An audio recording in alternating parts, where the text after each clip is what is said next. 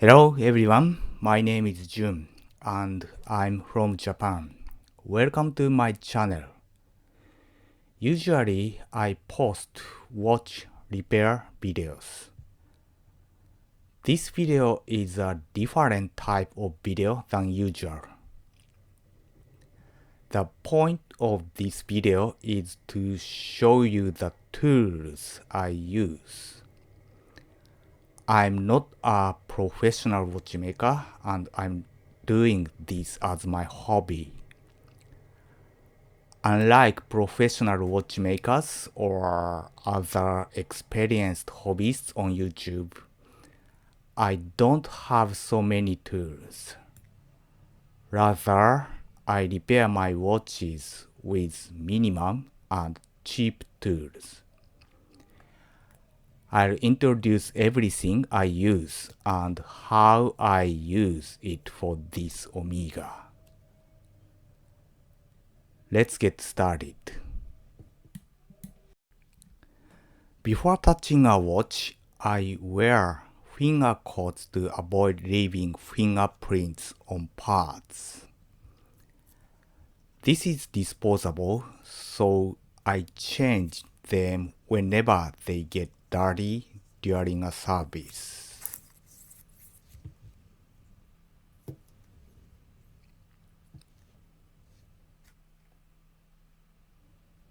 These are watch case openers.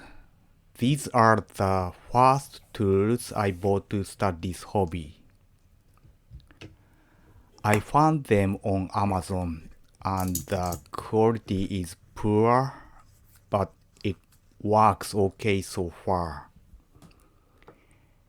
It came along with some more tools, such as screwdrivers, but they were useless to me, so I don't use them.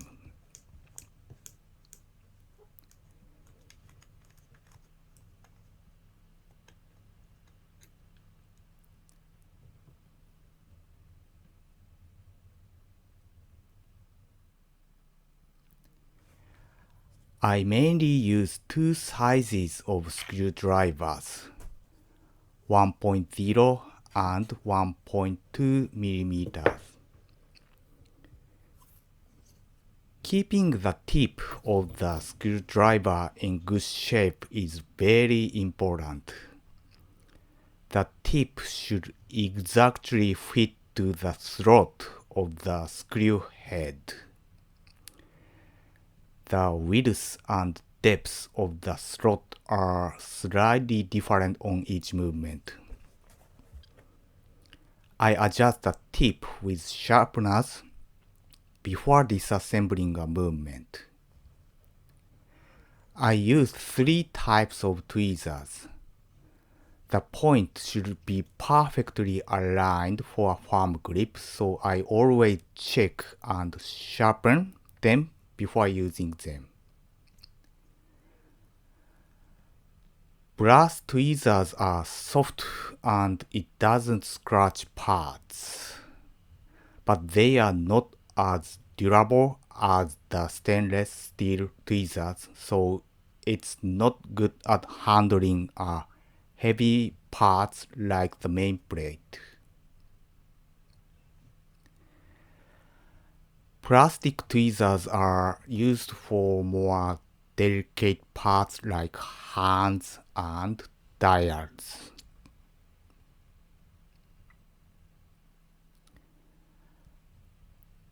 Rodico is very famous must-have cleaning product.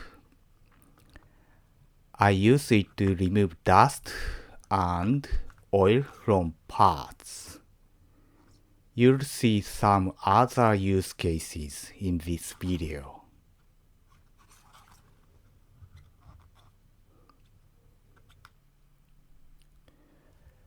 Disassembled parts must be organized and stored securely.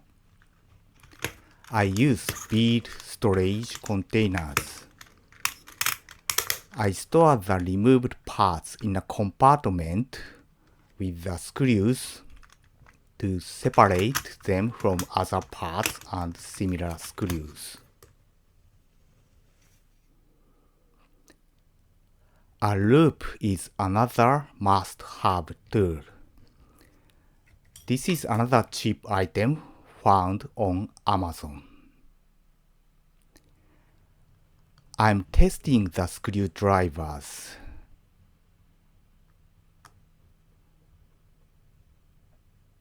If they slip like this, you'll need to reshape the tip so it fits into the slot.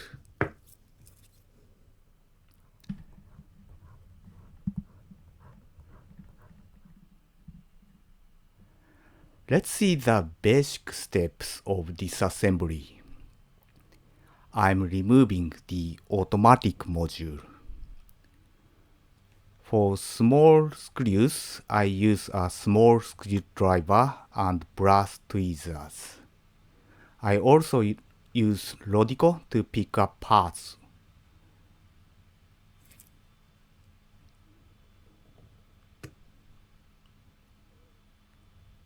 For large screws, I use a large screwdriver.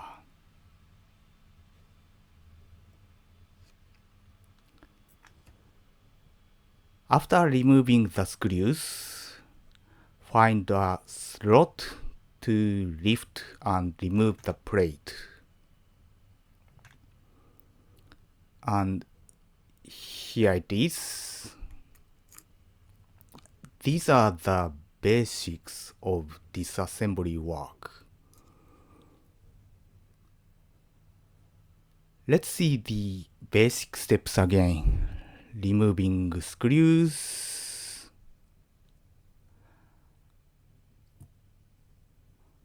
finding a slot, and removing the plate carefully.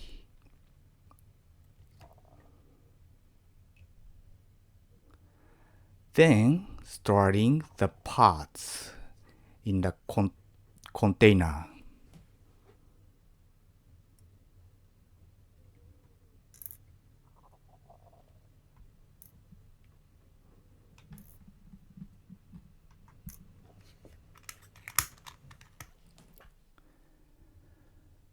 Before removing the movement from the case, I release the mainspring power to stop the movement.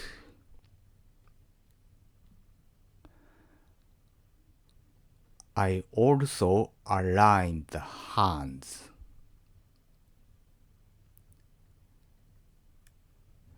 This movement has a lever to remove the stem. Push it down, then pull the stem out. I found a problem here. The crown had been broken. I repaired it off camera. This movement has two case clamps. I'm removing them.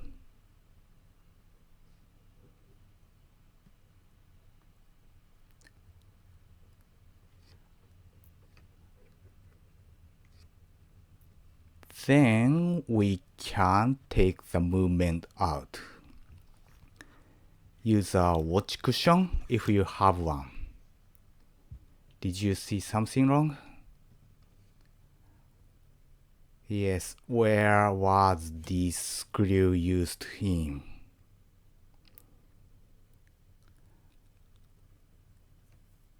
I found it was a dial screw.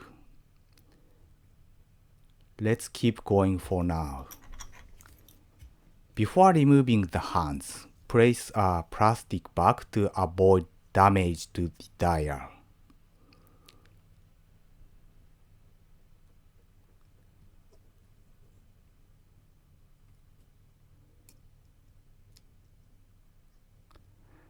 I use a plastic tweezer to pick up hands.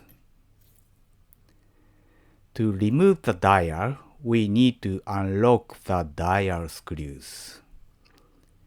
I use an extra small size screwdriver.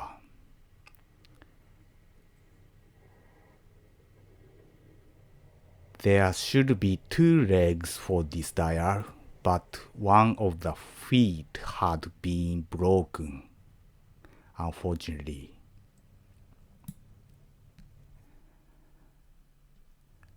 These are my hand removing tools. I modified the shape of the tip because the original shape was too thick for the gap between the hands and the dial. A movement holder is an important tool to secure the movement. I'm using a cheap one and it's okay, but honestly I want to buy a new one, something better.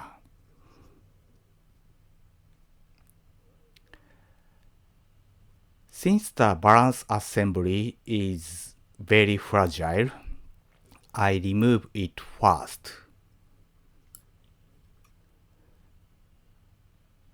Before removing the balance wheel, we need to remember how the balance wheel is installed. On this movement, the balance wheel must be below the center wheel. So we need to slide the wheel out to remove it and slide it below the wheel when we reinstall it.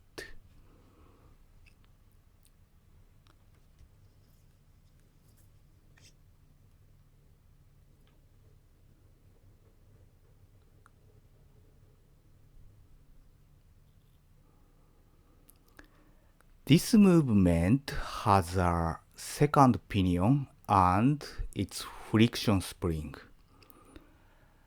These are also fragile, so I remove them before removing other parts. Generally, I prefer to disassemble the dial side before disassembling the balance side. Let's talk about a workbench. You don't need a dedicated workbench to enjoy this hobby. Any desk with a comfortable chair can be your workbench. My workbench is a small area of my desk. The workspace is about 30 square centimeters. It might be too small, but it's fine to me. The lighting is important, so you may need a good desk light.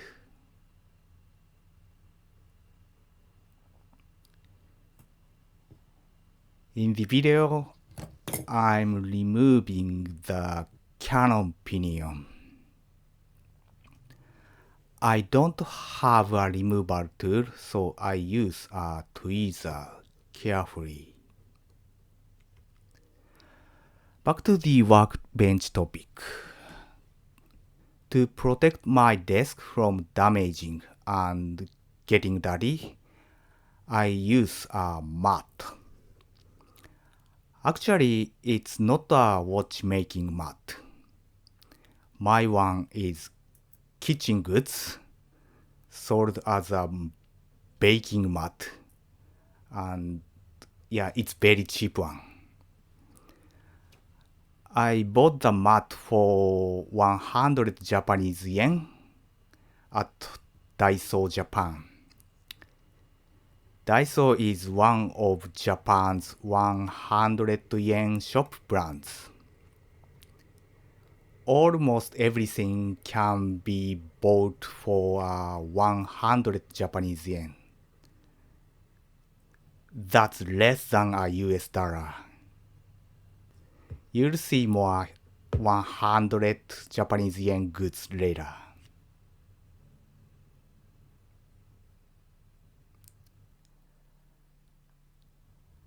Actually, professional grade bench mats are also not so expensive. Typically, they are anti-static, so it will be safer to work on quotes movement. So, if you will work on many watches, there are no reasons not to buy a proper watchmaker benchmark. The color of a mat might be important. My preference is a bright colored mat, not a black one, because the small parts will stand out on a bright background. If you don't want to buy any, you can use a piece of paper instead of a mat. I did so in the very beginning, and nothing was wrong with it for beginners. It was better than nothing.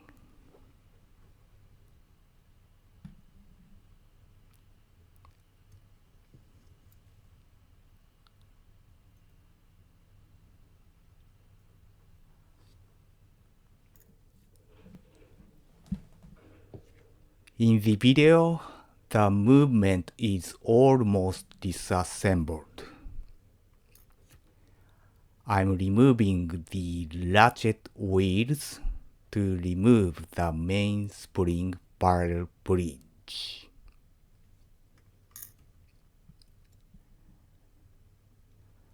There is a click of the winding mechanism on the bridge. If this is the first time you are working on a movement, I recommend not to disassemble this part. It may be difficult to handle those tiny screws and tiny spring. It won't affect the basic watch performance, but if you lose those parts, the watch cannot run at all. It might be a high risk but low rewarded task for beginners. You can rework on it later after practicing watchmaking more. I lost the tiny spring when I tried the first time, and I messed up the watch. Don't make the same mistake I made as a beginner.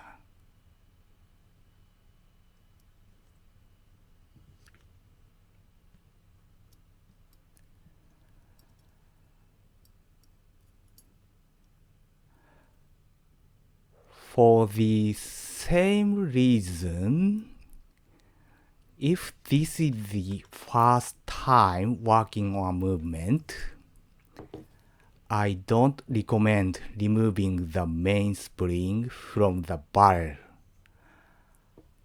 unless the main spring is broken. Replacing a mainspring is essential task in a watch service, but from my experience, it's not easy for beginners.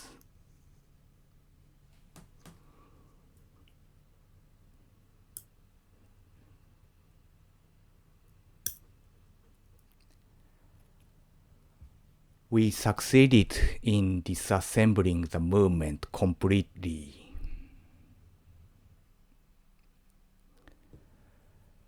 Let's focus on the watch case. Overall, it had aged look, but looks not so bad. There are many dents and scratches on the case. I tried to polish the case to make it look better. This is a hand press tool.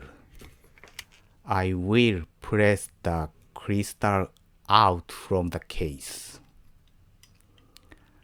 It is an acrylic glass, so we can polish it easily.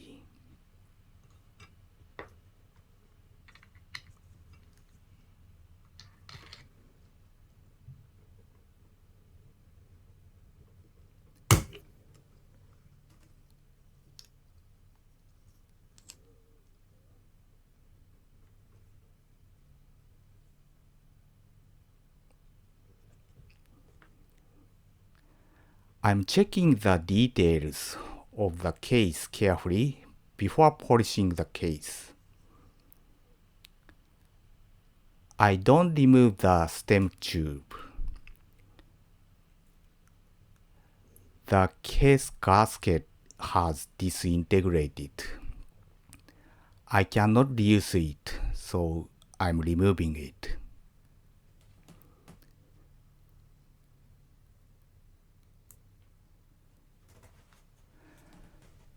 These wood sticks are called pegwood in watchmaking. Pegwood is a cleaning tool used to clean holes, jewels, and watch case parts like this. Actually, my one is not a proper pegwood. This was sold as cosmetic goods for manicure or nail art or something like that. Using sand sticks is important to keep the original case shape. I'm making it. Make a strip of sandpaper and put double-sided tape on the back side.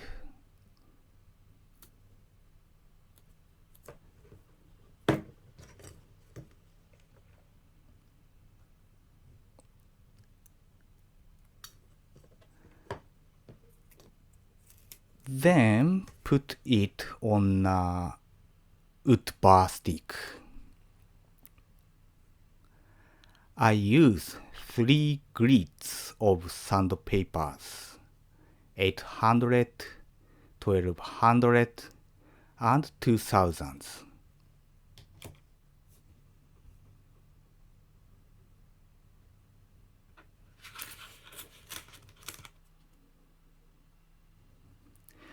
Let's sanding the case.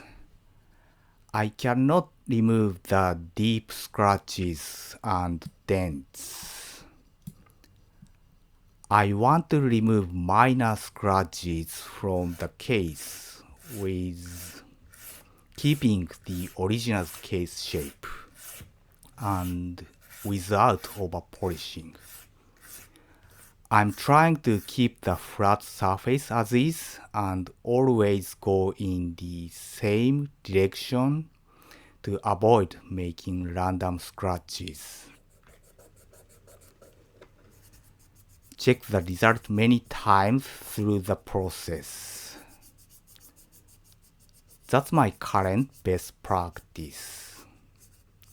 I started sanding with 800 and finished with 2000 grit. This is the result.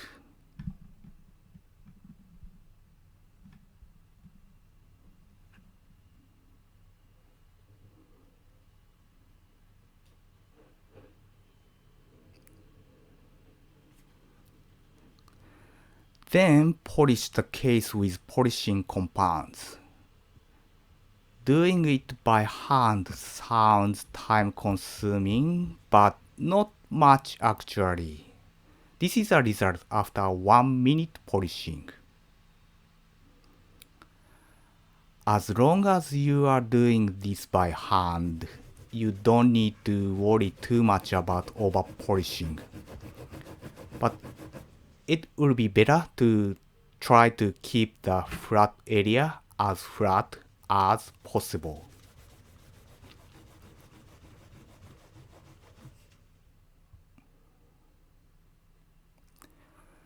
The center of the caseback should have a brushed finish look. So I use 400 grit sandpaper to make a brushed finish look.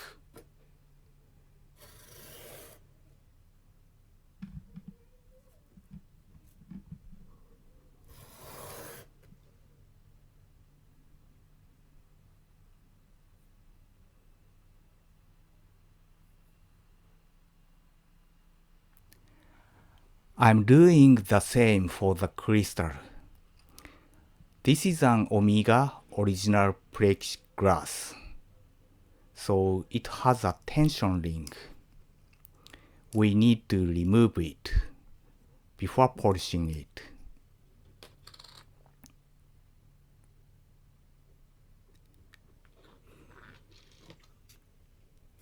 There were deep scratches, so I started with 400 grit and finished with 2000 grit.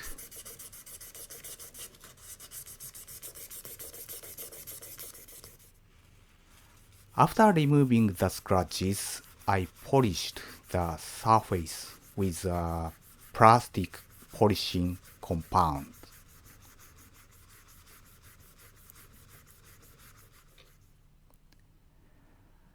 This is the final result. I need more practice for sanding and polishing, and it still has an aged look. But it looks better than before and much better than the over polished look.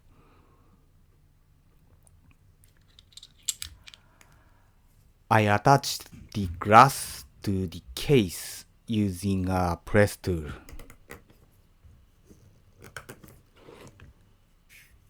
The case has been restored.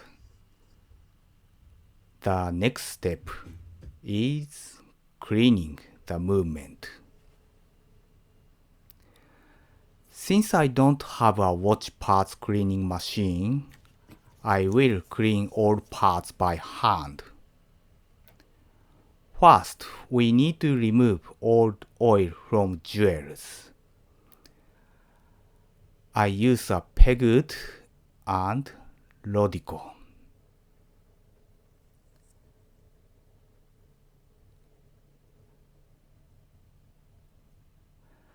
This is a very important step to get a good performance.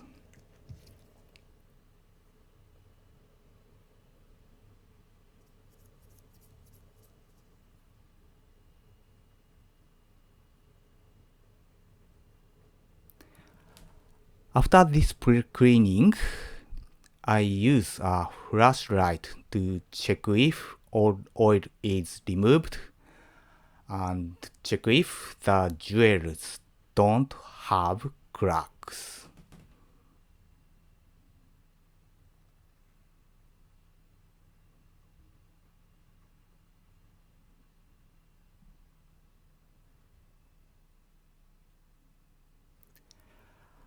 I use special paper in cleaning. It's not a proper watch paper. This is a Japanese domestic product and it's an oil blotting paper, so it can absorb water and oil well. We can buy it for 100 Japanese yen in Japan. Previously, I used benzene to clean parts. It can remove oil well and it doesn't damage watch parts, including shellac. It evaporates quickly and it doesn't rust metal parts. But now I use isopropyl alcohol instead because It's safer for my health than benzene. The drawback of using IPA is that it can damage shellac, which is used in the pallet fork and balance. So we need to clean them differently later. I clean all parts including tiny parts in this manual cleaning step. I recommend using a white bowl like mine so you don't leave any tiny parts in it. And you can see your effort in your eyes. Look at these dusts in the bowl.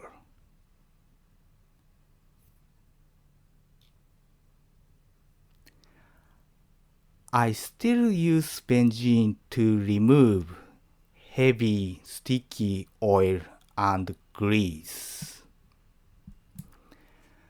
Mainspring grease may be such a sticky one to be removed with benzene.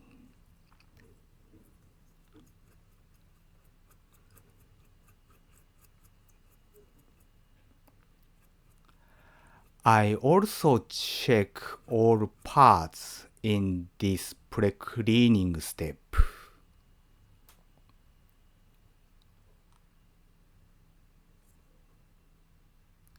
For example, this barrel had some remarkable scratches. In that case, I will lightly polish it with a compound to remove scratches.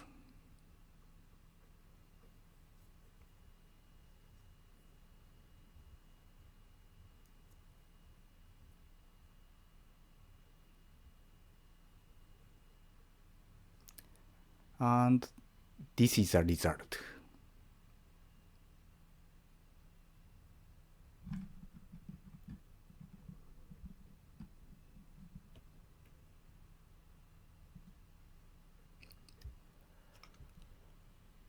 This is how I clean a mainspring. I use a cut of paper dipped in IPA.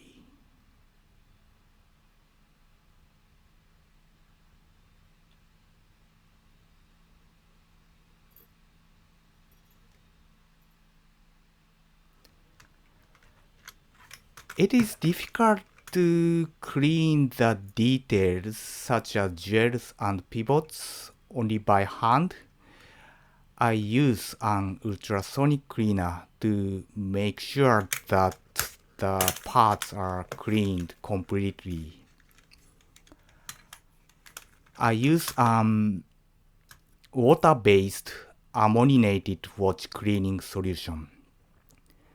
It's a bit expensive, but the result looks much better than other generic ultrasonic cleaning fluids. We can use the solution several times, so I use a jar to reuse it the next time. I'm using a cheap ultrasonic cleaner and it works fine to me. I need to rinse the parts. I use baskets so as not to lose any parts. An important note for beginners is don't dispose of this liquid in your jar until you finish the assembly. Tiny parts might be still in there.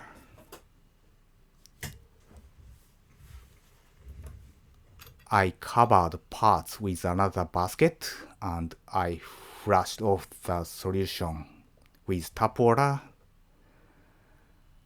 Then rinse parts with water.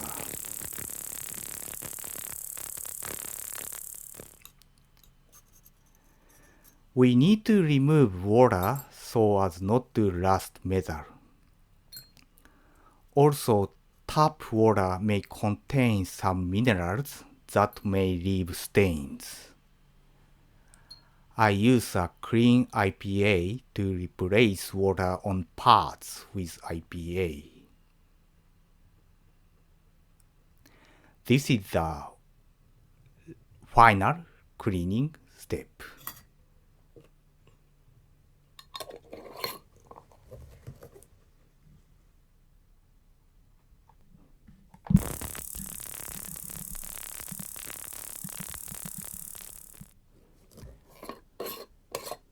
After that, we need to dry the parts completely. IPA evaporates more quickly than water does. I roughly dry the parts and then put them back in the container to protect them from dust. We can gently heat the container if we want to dry them more quickly.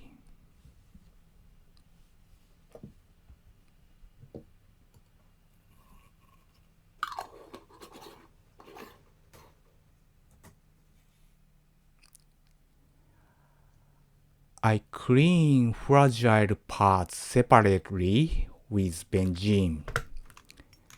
In this movement, the second pinion, pallet fork, and the balance assembly. I put the jar in an ultrasonic cleaner for only 1 minute.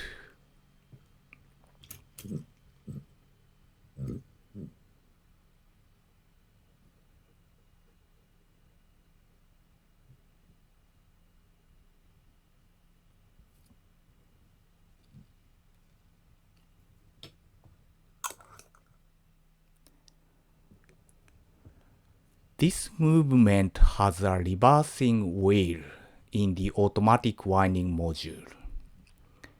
It requires a special treatment. We need to clean and lubricate the inside. There is a professional cleaning solution for the wheel, but it's expensive. I'm creating a cheap solution instead. It's a mix of light viscosity oil and benzene.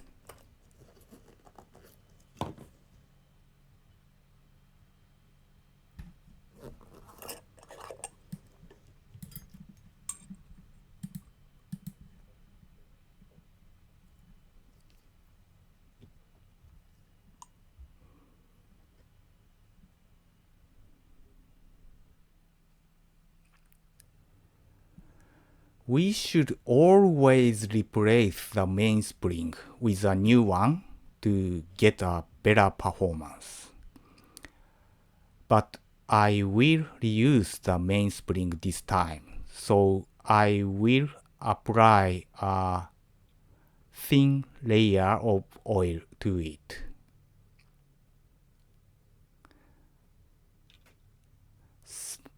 Since this is an automatic winding watch, we must apply mainspring grease on the barrel wall.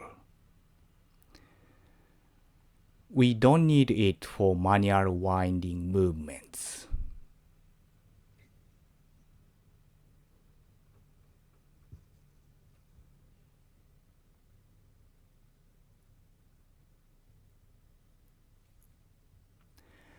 The mainspring of an automatic winding watch has a bridle. This must be on the inside of the barrel to maintain outward pressure on the outmost coil of the mainspring. I don't recommend using the mainspring or winding the mainspring by hand, but sometimes you may have to do so.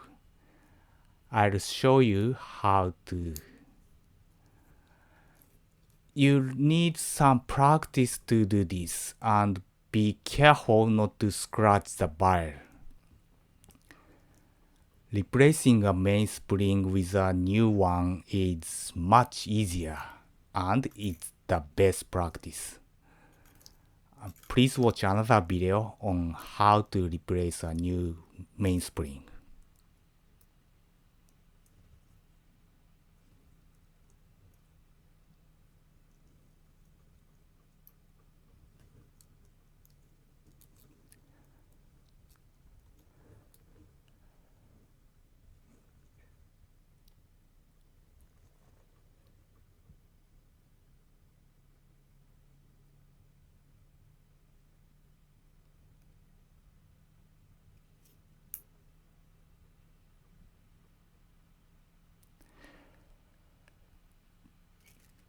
There is a tool for closing the barrel cover,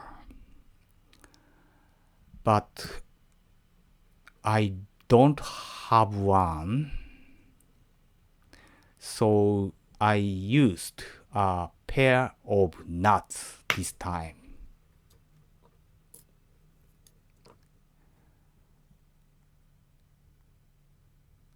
Make sure the barrel cover is shut well.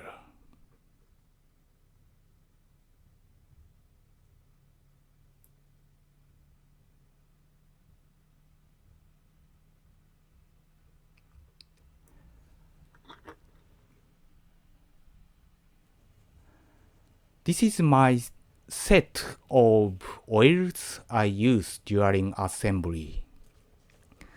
Since I live in Japan, I use Seiko oil, which is easily available in my country.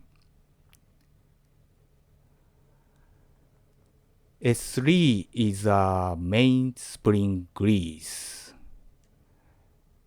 S6 is general purpose grease, and I use the S6 in places where metal to metal contact points such as keyless wax. AO2 is a light viscosity oil, but I don't use it so much. Instead, I use AO3, which is a medium viscosity oil. So yeah, this is a minimum set to assemble a movement.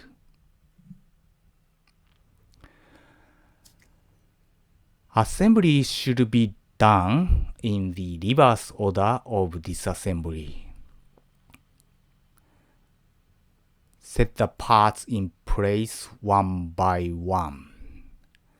There are many similar parts, so we need to verify the location and orientation of parts. Next, place the bridge and secure it with screws. First, I secure it very loosely to check if all parts align perfectly with others before tightening them.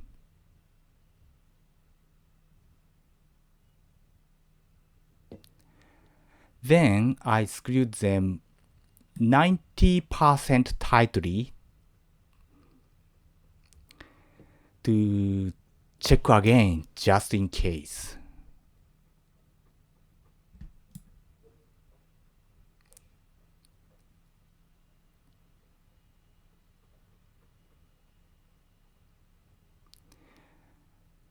This time everything is looking good, so I secured them completely and lubricated the jewels.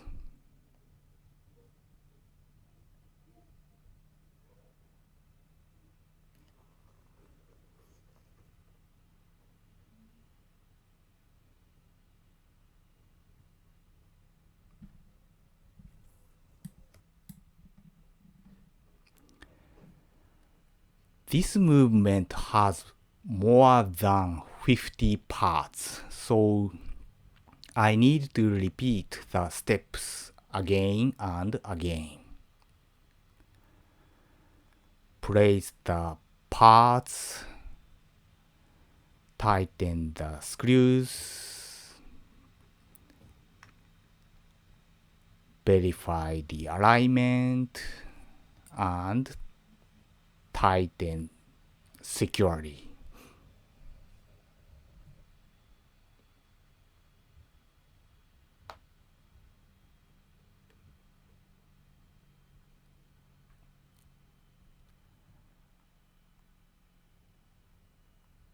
I prefer to assemble these kinds of submodules before assembling the core of a movement.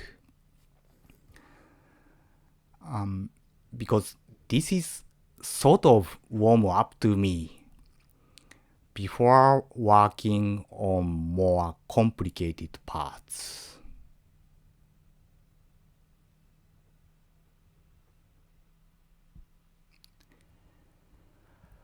For beginners, cleaning and oiling cap jewels will be the most difficult task in a service. I use an oiler so as not to damage the shock spring.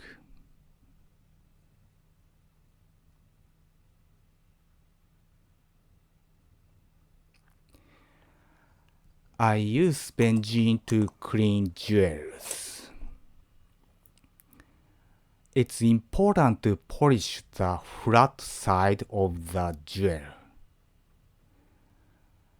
I don't show how to oil it in this video, but I put a tiny amount of oil on the jewel and returned it to the balance.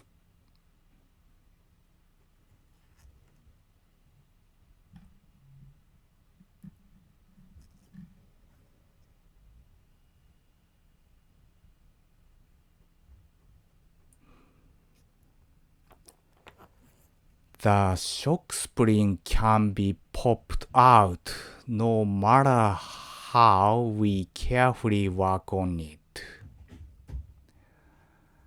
It's annoying, and I had to spend more than 1 hour restoring the shock spring off camera. I didn't show this kind of challenge in this video, but yeah, this is real behind the scenes.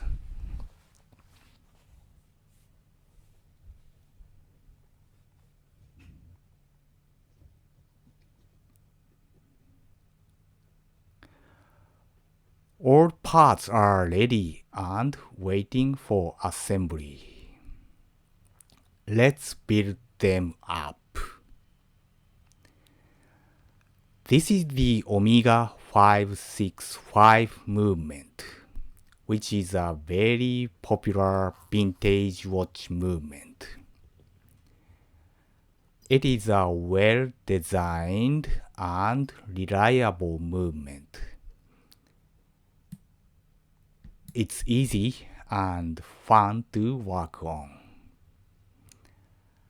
A good point of this movement is the parts availability. It's about 60 years old movement. Omega doesn't provide new parts anymore. But we can find used parts on eBay easily at reasonable prices. Since I am a hobbyist, I may break or lose parts no matter how I carefully work. The parts availability is a critical checkpoint when I buy a vintage watch.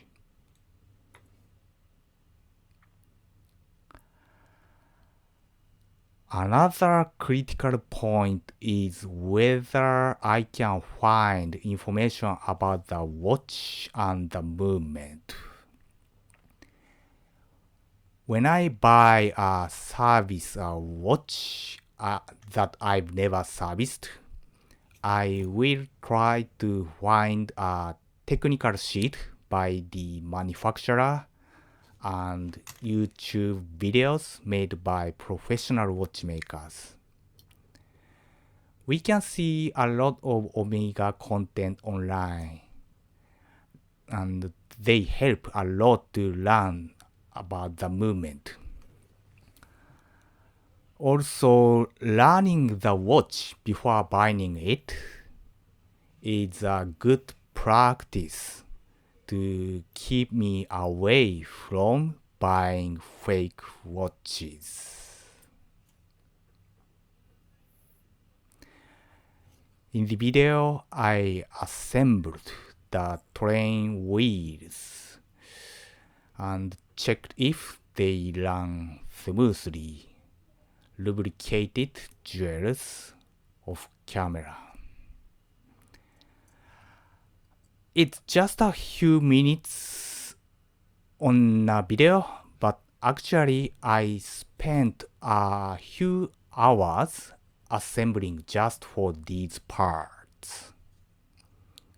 I did a final inspection of parts before placing them back, and I did double or triple check before securing them tightly. The watch should run unless all parts are intact and we don't break or lose any parts. It will be worth taking time a lot inspection and checking.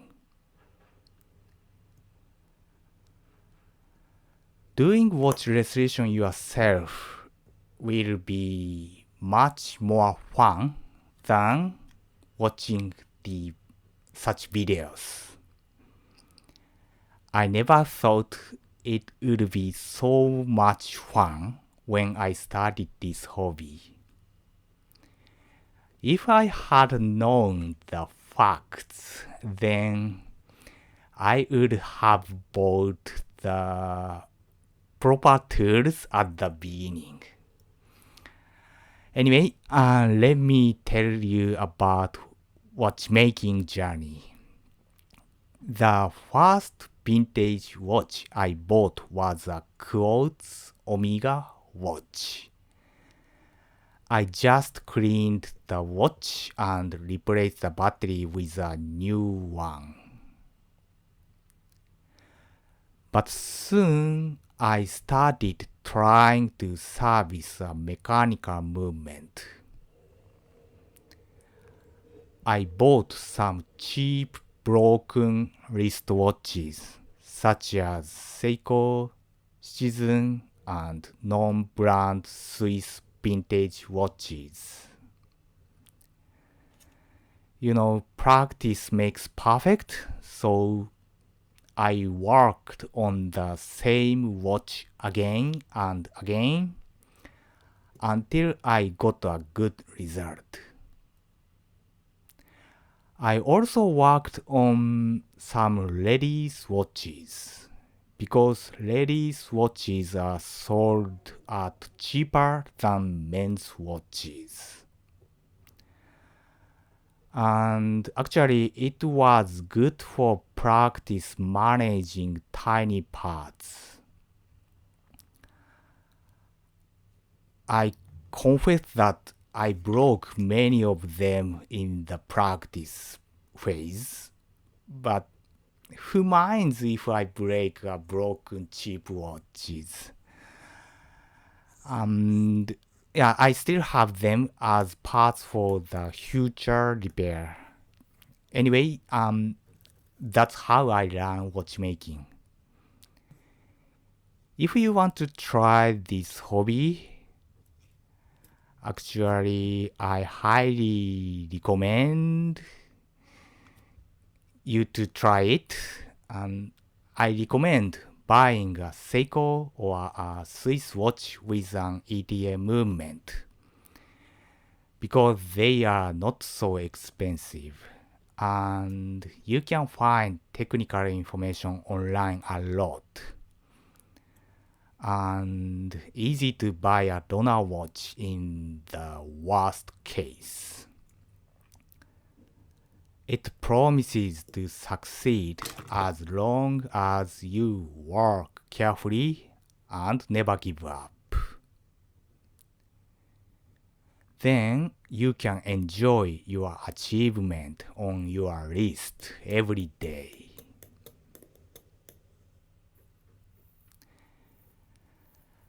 Let's back to the video.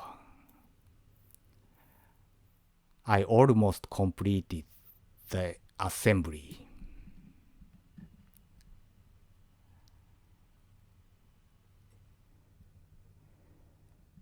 The remaining parts to be installed are the second pinion, pallet fork, and the balance wheel. I could install them before assembling the dial side, but they are very fragile, so I prefer to install them in the end. This watch was running before this assembly, so it should run again with better performance. Let's see the result. I reinstalled the pallet fork, and so far so good. I'm installing the balance wheel carefully.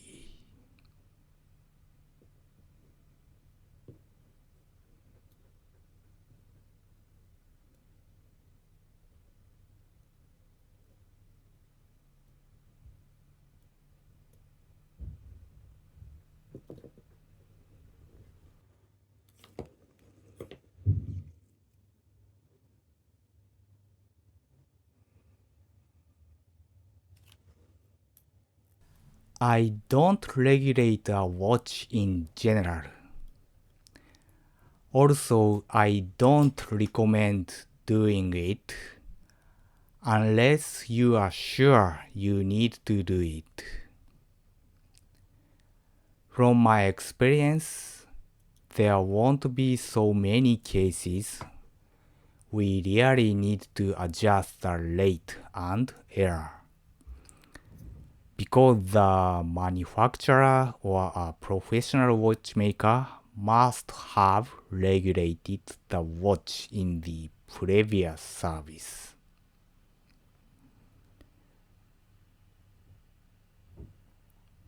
On the video, we can see some damages on the dial. We cannot do anything for that. I don't touch them and I just removed dusts on the dial. The hands had corrosion, so I want to polish them lightly. This is my staking tool set. This is the only tool that I needed to invest a few $100 for this hobby. This is a must-have tool for watchmaking. I use this in many cases, such as repairing a balance wheel, pushing out the parts, or even for polishing parts like this. I recommend buying a staking tool set before buying other nice to have watchmaking tools like a spring winder or time grapher.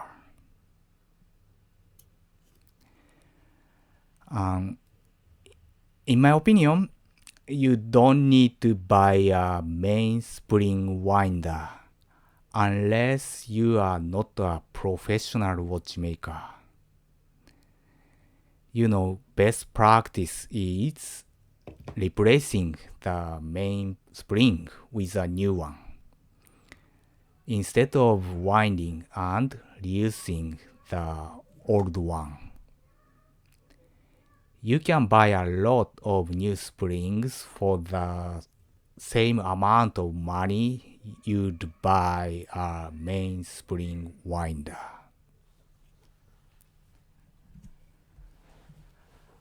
I don't have a watch time grapher, and I'd say I don't need it so far. Instead, I use a smartphone app. My phone is an Android, and the app name is Watch Accuracy Meter. It's fair to say that the app cannot measure the rate and error precisely. But from my experience, it can indicate the situation of a watch very well. I'm not a performance chaser, so I don't care about the measurements so much. Instead, I care about how much the performance improved before and after the service, because it's a good indicator of the quality of my service. Anyway, I'm not a professional watchmaker, and I'm doing this only for my watches. I don't work on Rolex or similar high-end watches. I don't sell my watches and I don't have customers. I want to enjoy this with as minimum tools as possible, but I'm adding and upgrading tools gradually.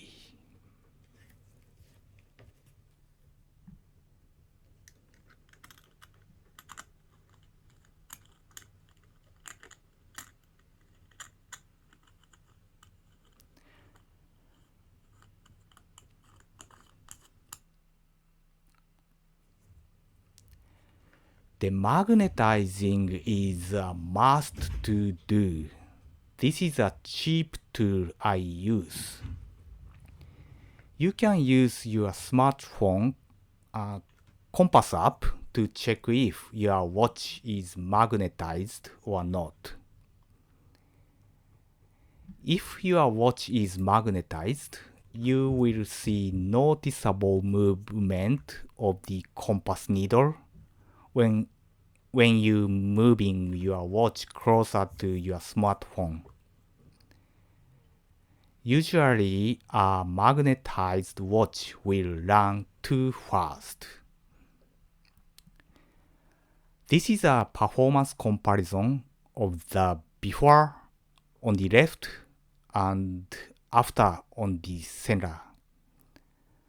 The performance had been improved significantly by demagnetizing the watch.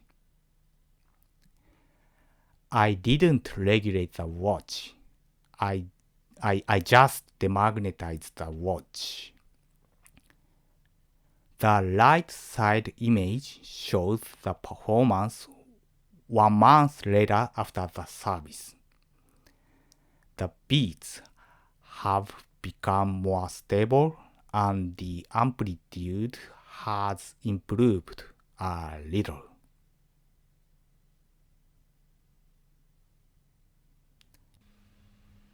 That's the final result, and that's all for this video. Thank you for along with me. I hope you enjoyed it. If so, please leave your likes and subscribe to my channel. See you in the next video. Thank you for watching. Bye bye.